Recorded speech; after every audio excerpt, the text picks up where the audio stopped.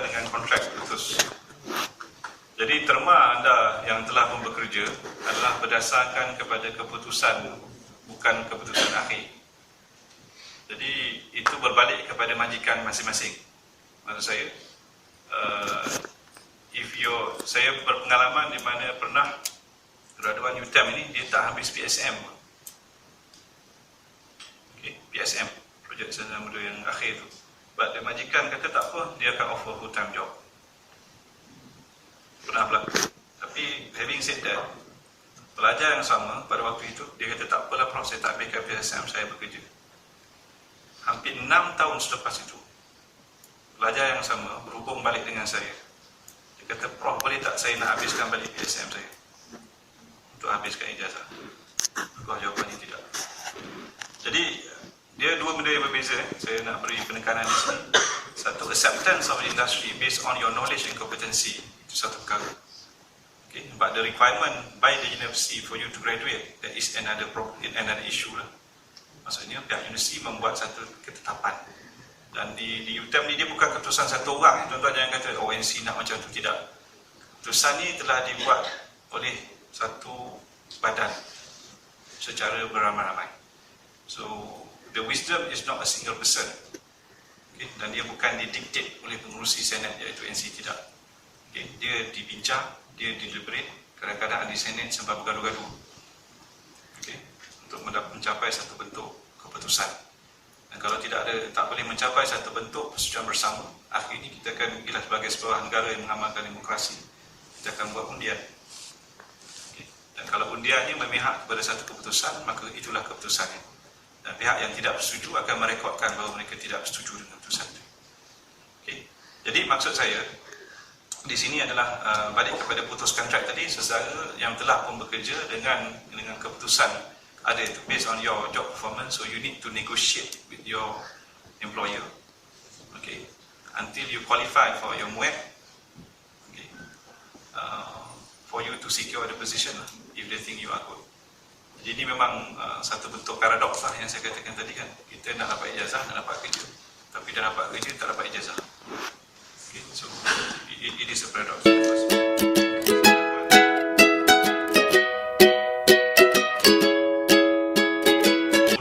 Bahasa Inggeris. Okey, adakah pihak universiti boleh menangguhkan? Untuk makluman tuan-tuan, universiti ini telah pun menangguh bertahun-tahun. Okey, bertahun-tahun. Sejak daripada MUET mula diperkenalkan sebagai cara masuk, kita longgarkan. Nak masuk tu tak ada band 3. Lepas tu masuk kohort yang terdahulu, kita kecualikan dengan ambil bahasa Inggeris boleh grad. Okey. Lepas tu Senat membuat pertimbangan bahawa waktu tangguh ini we have to stop, we have to do something, and kembali kepada keperluan asal iaitu MUET adalah syarat masuk. So deliberate lagi. So akhirnya itu yang setelah kita buat ketetapan perlu band 3 untuk bergraduat, maka kita menetapkan maknanya sampai tahun 2 sahaja, that will give you the time.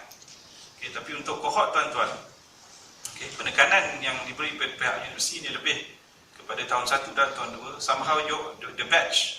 Jadi macam saya kata tadi lah, dia hadir tak hadir terbuka, so the emphasis by the student itu agak kurang. Maka deliberation sama ada nak tangguh tak tangguh itu sebenarnya telah dibuat di Senat beberapa kali. Okay, tapi input yang terakhir yang kita dapat ini maknanya bergantung kepada juga situasi ataupun arahan bagi masa ke semasa oleh pihak kementerian.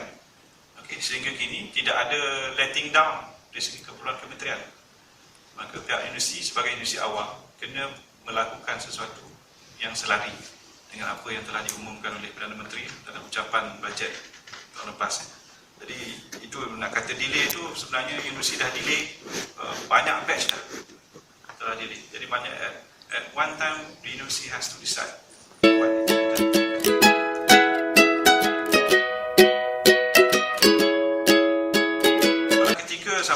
Sama ada koku tidak ampuh. Kita ada 8 domain atau 9 domain bergantung kepada kitab mana tuan-tuan pakai. Jadi core curriculum ini pula ada berbagai kategori. Okay, ada yang untuk team building, ada yang untuk kepimpinan, dan ada juga yang berkait dengan komunikasi.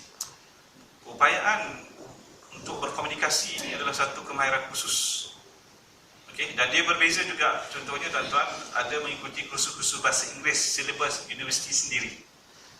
Jadi itu berdasarkan kepada keperluan komunikasi teknikal. Sebab itulah bahasa Inggeris yang tuan-tuan lalui adalah technical English.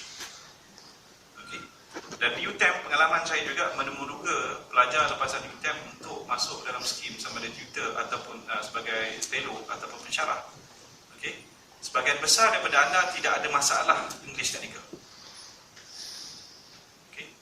Dan ini saya juga lihat di industri. Contohlah yang duduk depan saya ni, yang mungkin belum dapat lagi band 3 ni.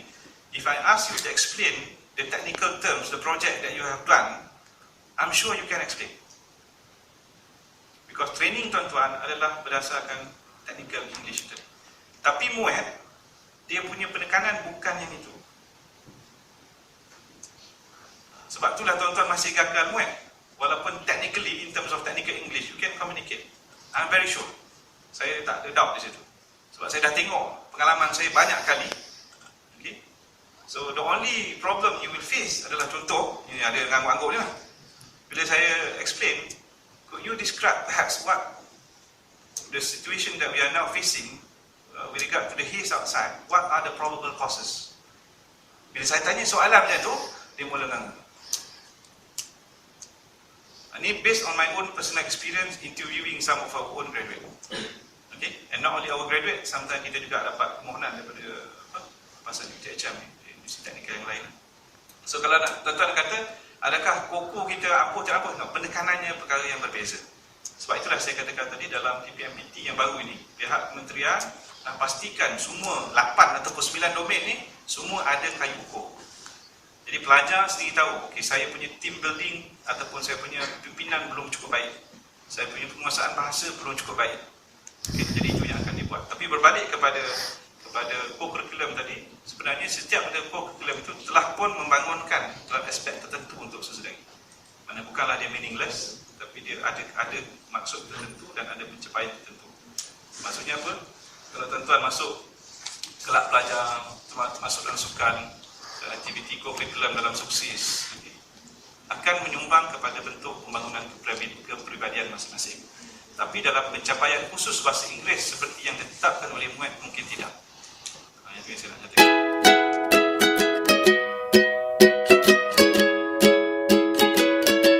Kemudiannya ada soalan keempat tadi berkaitan tentang dah 4-5 kali ambil. Okay. Untuk makluman tuan-tuan, dalam mesyuarat MPM, saya telah mengusulkan untuk memberi diskaun kepada pelajar yang mengambil MUET lebih daripada sekali, bukan 2 kali. Tapi sampai hari inilah MPM tak entertain lagi. Okay. Dan pihak universiti pula disebabkan kita bukan pihak yang menyediakan peperiksaan ini, dia dibuat oleh pihak luar, okay, dan mereka mempunyai pemeriksa sendiri. Okay. The least that we can do adalah maknanya dalam bengkel-bengkel yang kita buat itu, okay, ada juga kadang-kadang kita kena iuran, bayaran dan sebagainya. Pertimbangan yang boleh pun dekat situ sajalah.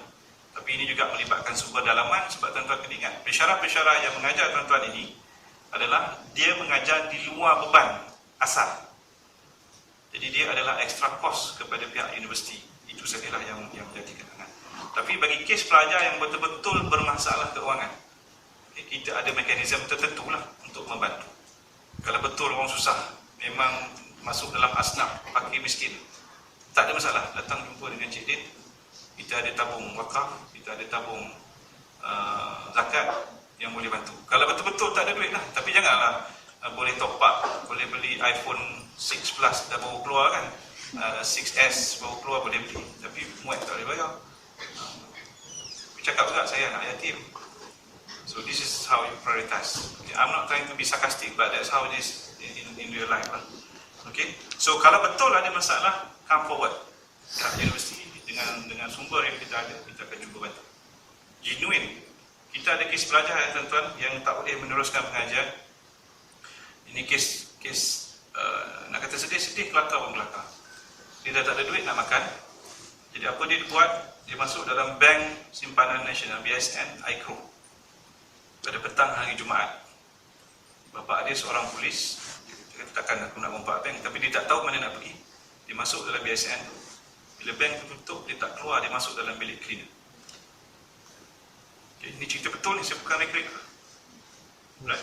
Disebabkan tekanan dia tak ada duit. Dia tak tahu mana nak pergi dah. Sebenarnya dia tak tahu ICP masa tu apa yang jadi. Tapi pendekkan cerita, dia duduk dalam BSNI Group daripada hari petang Jumaat, hari Sabtu, hari Ahad dia keluar. Tak tahulah dia makan apa, dia buang air ke, dia semayang ke tak semayang, dia Islam, Melayu lelaki. Okay. Dia keluar, of course bank ada sensor, motion sensor. So trigger. Jadi kita pun dapat laporan, pelajar UTM ditangkap dalam bank. Tak kena badak. Pendekkan cerita. Okay. Betul genuine pelajar dah tak ada duit, tak nak beritahu mak ayah sebab mak ayah susah. Okay. Pihak fakulti bantu. Sampai LI pun buat di dalam, tak buat kat luar. Carikan pensyarah yang jadi bapa angkat. Habis, alhamdulillah, dah graduate, dah kerja. Okay. Itu baru satu cerita. Banyak lagi cerita lain. Okay. Yang saya boleh bawa ke sini. Kalau betul lah masalahnya duit, tak ada duit. Okay. Maksud saya, Malaysia ni, negara ni sangat makmur. Tapi kalau betul ada orang susah, genuine orang susah, beritahu. Okay. Jadi itu untuk poin yang keempat. Untuk yang kelima,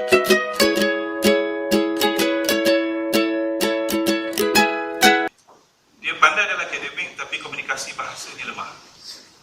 Okay. Jadi ini pun tuan-tuan untuk makluman. Pengalaman saya sewaktu saya dekat juga, saya temui pelajar tu lebih kurang GPA-nya 3.3 lebih lah, 3.36 tak salah saya. Bangsa Tionghoa. Jadi nak dapatkan tempat data industri tak dapat. Kebetulan dia memang lulusan sekolah kebangsaan, jenis kebangsaan Cina. Okay. Jadi saya pun calling kawan-kawan lah, yang ada mana kita ada partner yang selalu kadang-kadang kita buat kerja perundingan. Kita pun cek dia memang budak KL, jadi kita pilih buat kat KL. Okay, hantar dia. Jadi kawan ni terima lah, kita tak apalah, dia Prof ambil student, kita pun hantar dia. Okay. 3.36 habis, LI nya habis. Tapi feedback yang saya dapat daripada rakan industri tu, dia kata, Prof, boleh jangan hantarlah student macam ni. Saya kata, pasal pula ni GPA bagus. Cakap Melayu pun tak boleh, cakap bahasa Inggeris pun tak boleh. Saya bagi staf saya yang bahasa Mandarin, cakap Mandarin pun tak boleh. Saya kata takkan teruk sangat. Dia kata, ya Prof, memang teruk sangat. Jadi kita akui memang dalam spektrum kemanusiaan ini, kita ada ekstrim. Okay, kita ada ekstrim. Jadi di sinilah yang saya katakan tadi, bantuan perlu diberikan. Tapi saya boleh bawa satu kes lain pelajar. Sewaktu kita diterima rawatan oleh pihak QA, ini sewaktu saya dekat dengan TNK. Seorang pelajar, bahasa Tionghoa juga Cina. Okey, cakap putih yang berapa? Macam Mak Cali Amerika, explain projek dia. So, seorang profesor daripada MS, nama dia Profesor Vincent, tanya saya, Prof, I'm sure this kid talks use English at home. Saya kata, no, you ask him. Memang budak daripada kampung baru, cakap orang putih ni lah masuk UTM. Okay. Nak pendekkan cerita, tapi kesungguhan yang dia ada tu, he was able to master the language. Okay. Pada time he graduates, tak ada masalah pun cari pekerjaan. Itu yang saya kata tadi, balik kepada kesungguhan. Memang pelajar yang ada masalah. Persoalan yang saya lontar kepada tuan-tuan, mungkin pada waktu dah ketiga ini, nak kata nasi dah jadi bubur belum lagi. Okay. Tuan-tuan masih lagi boleh ada usaha. Okay. Bagi mereka yang maknanya nakkan contoh bantuan daripada UTM, kita masih lagi boleh tawarkan. Maksud saya bantuan, macam tadi lah, bengkel-bengkel yang kita buat, kita dah buat dan akan terus buat. Ini yang balik pada inisiatif UTM tadi. Saya tak senaraikan semua. Daripada awal tu kita sampai buat English camp. Okay. Siapa cakap sepatah bahasa Melayu, denda RM20. Okay. Tak boleh. Cakap Melayu tak jawab. Okay. Tapi saya kena baca hati juga. Nanti orang kata, ini apa punya universiti kan? Okay. Kita sepatutnya bertabatkan bahasa Melayu. Kita bercakap bahasa Inggeris. But then again, tuan-tuan kena ingat, apa usaha universiti? Saya nak tanya tuan-tuan lah. Nota kuliah ada bahasa Melayu? Tak ada. Laporan PSM dalam bahasa apa? Kita wajibkan semua komunikasi dalam bahasa Inggeris. Tuan-tuan kata, tapi ada lagi yang cakap Melayu juga kok. Kita ada pensyarah yang sindrom ni sama dengan tuan-tuan. Okay. Kita dah hantar dia sampai ke Scotland, sampai ke Canada, sampai balik sini pun suruh mengajar bahasa Inggeris tak mau. Okay. Tetapi yang memberi implikasinya juga pada tuan-tuan. Jadi inisiatif universiti sebenarnya pelbagai inisiatif daripada awal telah kita tetapkan. Sehingga kan projek diploma pun, okay, kita minta dalam bahasa Inggeris. Okay. Dan ini pun saya kena semak lah, sebabnya dalam usaha menggalakkan pelajar menjawab bahasa Inggeris, kita menyediakan soalan dalam 2 bahasa. Kalau tadi baru ni saya semak, ada fakulti dia tak 2 bahasa. Padahal polisi kita 2 bahasa. Soalan tu ada bahasa Inggeris, ada bahasa Melayu. Dan pelajar boleh jawab dalam mana-mana bahasa, ataupun gabungan mana-mana bahasa yang difahami oleh penilai itu. Dia cakap Melayu campur bahasa Inggeris, dia bahasa Inggeris campur bahasa Melayu, tak akan ditolak markah. Okay. Kalau tepat, walaupun bahasa rojak, diberi markah penuh. Okay. So usaha kita yang secara tersusun, yang juga kurikulum bahasa Inggeris kita telah kita review berkali-kali. Okay. Berkali-kali. Jadi itu secara umumnya dari segi penguasaan bahasa. Jadi tadi pun kita bincang dengan dekan-dekan, sekarang ni kita bukan cakap bahasa Inggeris. InsyaAllah bermula daripada semester 2 ini, okay, kita akan mula tawarkan bahasa Jerman, bahasa Turki, okay, Perancis memang dah ada lah, Jepun, Korea. Maksudnya apa tuan-tuan? Bukan cakap bahasa Inggeris. Tuan-tuan kata, zaman saya tak ada pula bro. Tak apalah, kau dah nak grad. Bahasa Inggeris pun tak selesai, saya pun nak belajar Korea. Tapi nak ceritakan apa tuan-tuan, penguasaan bahasa antarabangsa ini, if is important, it is a tool that you have to acquire. Saya sama dengan tuan-tuan, saya keluar daripada kampung mandiri tinggi.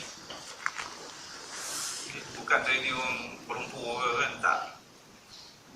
Masuk dalam program peralihan bahasa Inggeris pada ketika itu umur saya 18-19 tahun. Itulah macam tuan-tuan tak masuk universiti, tapi sebab sekejap badak lah, sebab semua dalam bahasa Inggeris, sink or swim lah. So, nak tak nak swim, walaupun tak pandai berenang. Akhirnya pandai berenang, sebabnya keadaan mendesak kita untuk kita survive. Masalah tuan-tuan sebagian besarnya adalah tidak merasakan benda ini sesuatu yang boleh take it easy lah. Tuan-tuan kata, tak adalah bro, saya dah usaha sungguh-sungguh. Itu saya kata tadi, kalau usaha sungguh-sungguh, tuan-tuan dah buat, okay, macam tadi lah, kata dah ambil 7-8 kali. Okay. Bring up the case. Saya bawa satu case. Okay. Di mana pelajar dulu peringkat awal UTM mengambil pelajar sijil. Pelajar sijil.